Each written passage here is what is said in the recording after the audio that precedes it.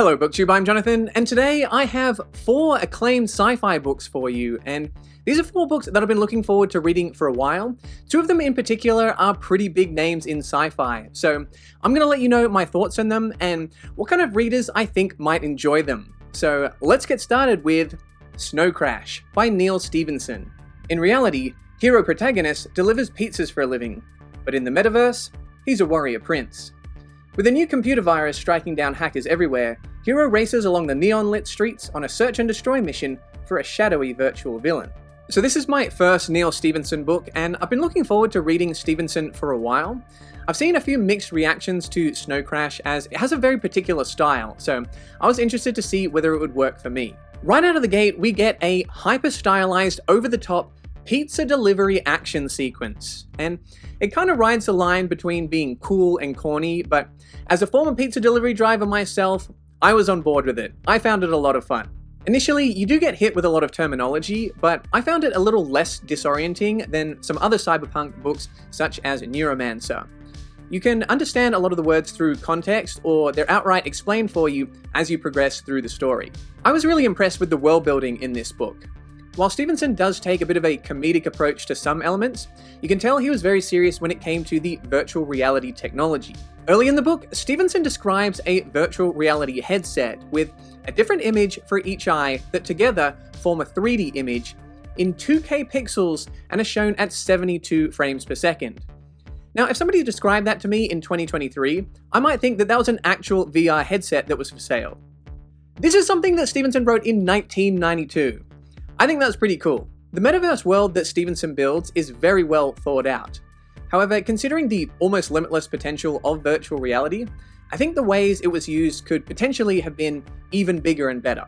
Stephenson has a reputation for being a very detailed writer, and while there were some info dumps, I was pleasantly surprised with the pacing. I found this to be a very readable page-turner. When it came to the info dumps, I mostly found them very interesting. Stephenson takes history and mythology and religion and weaves that into a futuristic cyberpunk storyline, and I found the juxtaposition of those two to be absolutely fascinating. I enjoyed the info dumps in the middle of the book, but some of the reveals that came later on I think perhaps could have landed even harder if they played out through action rather than through exposition. In terms of the characters, I thought that all the major players had a lot of personality, and the dialogue was witty and unique to each of those characters. Regarding character development, I think the story focused a little bit more on the ideas than the individual characters, but I would still say we got some relatively satisfying character arcs. Overall, I think this is a book that was clearly influenced by earlier cyberpunk works, but also added a visionary approach to futuristic technology and helped push the genre forward and make this a cyberpunk classic. Not everything worked for me, but I think that Snow Crash combines some very clever elements with, at times, tongue-in-cheek storytelling in order to explore an interesting world and an array of ideas. For me, this one was an 8 out of 10. Alright, moving on to our second book, we have Dogs of War by Adrian Tchaikovsky. Rex is a genetically engineered bioform, a deadly weapon in a dirty war. He has the intelligence to carry out his orders and feedback implants to reward him when he does. And all he wants to be is a good dog. Dogs of War was actually the patron pick of the month for May, and later in this video, I'll be taking all of my patrons' votes and spinning the quantum wheel in order to find out what I'll be reading in the month of June. This is the 3rd Tchaikovsky book I've read, and I absolutely loved Children of Time, and I liked Shards of Earth. I thought it was a little messy compared to the masterfully structured and plotted Children of Time.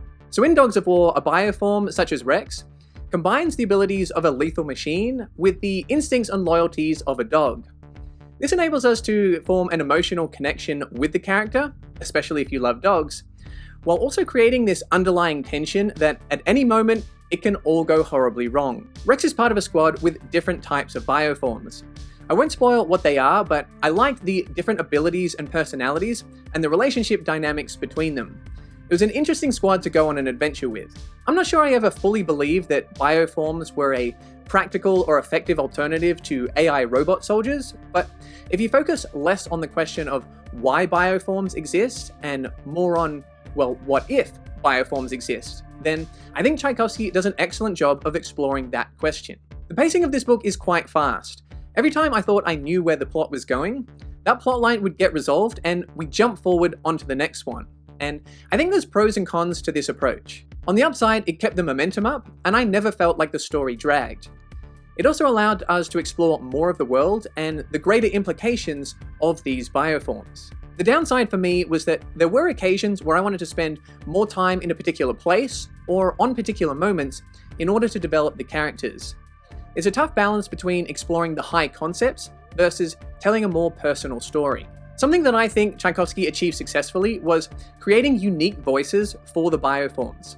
Rex didn't just sound like a human in another form, he sounded like a bioengineered dog soldier. Learning about the world, seeing the world from his perspective was a really rewarding journey. In terms of the human characters, they were a little bit of a mixed bag. Some of them I found to be quite interesting, whereas others I found to be a little bit one-dimensional. The novel is split into parts, and for me it peaked in the second last part. The final part fleshed out the world and answered some more questions, but I don't think that the sci-fi concepts and the character journeys quite came together in as an impactful way as they did for me in Children of Time. Overall, while I would have liked to focus on some aspects more than others, this book had some great ideas, and Rex is one of my favorite sci-fi characters. I also gave this one an 8 out of 10. Moving on to our third book, we have The Wastelands by Stephen King. I'm not going to give the premise for The Wastelands, as it is book 3 in the Dark Tower series. Also, even if you've read the first two, I wouldn't recommend reading the blurb on the back of this book, as, in my opinion, it describes the story well into the second half of the book. Suffice to say, this is a weird and wonderful combination of fantasy, sci-fi, horror, and a whole lot more. The book is split into 2 parts, but I would describe my experience in thirds.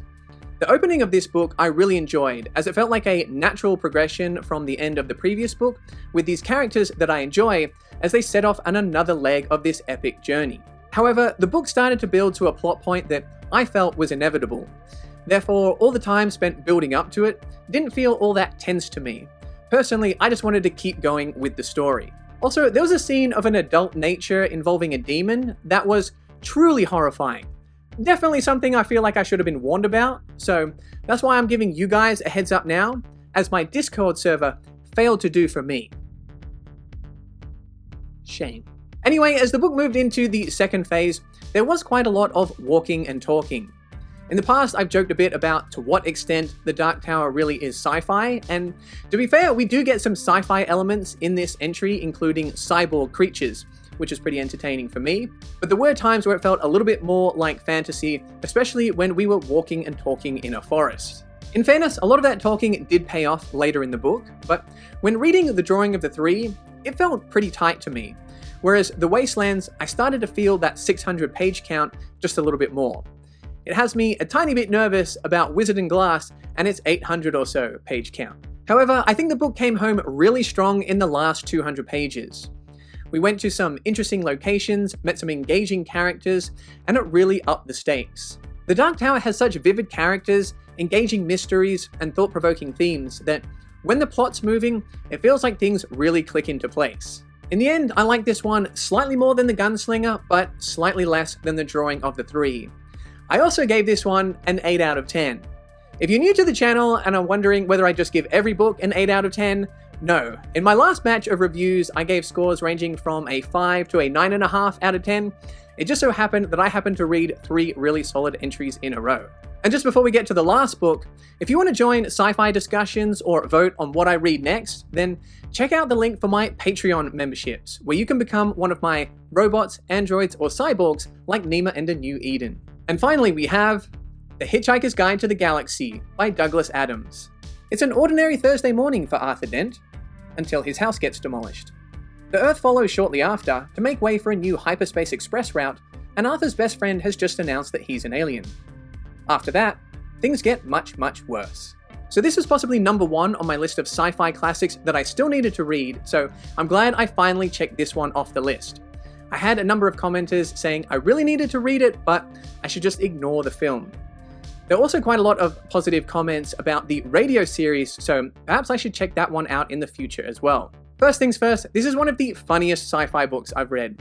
I'd have to put Douglas Adams up there with Kurt Vonnegut as one of the funniest sci-fi authors. Not every joke landed for me, but it was pretty consistently amusing with some laugh-out-loud moments. And that's hard to do. I'd imagine as an outsider looking at me, laughing, in a quiet room by myself, I'd look rather psychotic, so you know it has to be a pretty good joke. I feel like the structure of the story works well as we incorporate bite-sized pieces of information from the book within the world, also known as The Hitchhiker's Guide to the Galaxy, as we progress through the story. I loved every scene with Arthur and Ford. I thought they were two great characters, and the dialogue between them was superb. When we were away from those two characters, I was still entertained, but at times I felt like I was wanting to get back to those two. And while this is a comedic and sometimes absurd book, it also has some brilliant sci-fi ideas. It's a very famous book, and while I was familiar with some elements such as the number 42, I am glad that when I attempted to watch the film on a plane, I got tired and DNF'd it, because there are some other reveals in this book that are just absolutely jaw-dropping and amazing sci-fi concepts. For me, the dry and absurdist comedy worked, I really liked the characters, and I was intrigued by the ideas. In terms of the story, I think it lacked just a little bit of direction, as I wasn't always sure where it was supposed to be headed. I was kind of just waiting for what weird thing would happen next. And for a book of this style, that's not overly important, but I think that just that bit of momentum would have made me even more excited for each next chapter. So overall, I gave this one an 8.5 out of 10. We beat the streak, and we'll see how I feel after reading the rest of the series. This is a short book, and I could see it working well as part of a series, so I could see myself possibly bumping this up to a 9 after having read this in context within the whole series. So either way, I'm very much looking forward to reading The Restaurant at the End of the Universe. So those are the 4 books, with Hitchhiker's Guide narrowly being my favorite. Let's find out what I'm going to be reading in June as we spin the Quantum Wheel. Welcome to the Quantum Wheel, where all of the patron picks are both simultaneously picked and not picked until we observe a winner. Let's find out what I'll be reading in the month of June. Spin, Quantum Wheel spin. What sci-fi book are you going to land on? It looks like it might be Nova.